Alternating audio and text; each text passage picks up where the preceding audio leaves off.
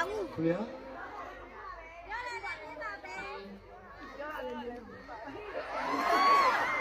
ကျွန်တော်ပြောအောင်ပဲဒိုင်ဦးမှာကတော့လေအဲ့လိုအမကိုတယောက်ပဲညီမသိရမလားညီမသိရမလားကလေးကိုဘာမီတိုတိုက်ပြီးပွဲလာကြည့်ကျစအမအဲ့လိုလုံးလာလားအဲ့လိုလုံးလာလားအဲ့လိုလုံးလာဆိုလည်းကလေးတော့ပြန်ခေါ်လိုက်ပြီးတော့မှလာပြန်ကြည့်ဟိုကျွန်တော်ကအမှုတွဲနဲ့ပါလေနော်ဘောလုံးမလုံးနဲ့လေဒါကကလေးလုံးတဲ့နေရာလေ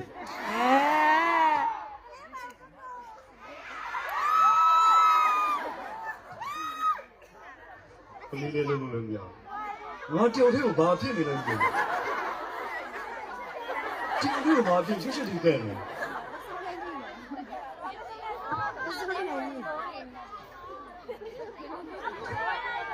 哦，不想念没得。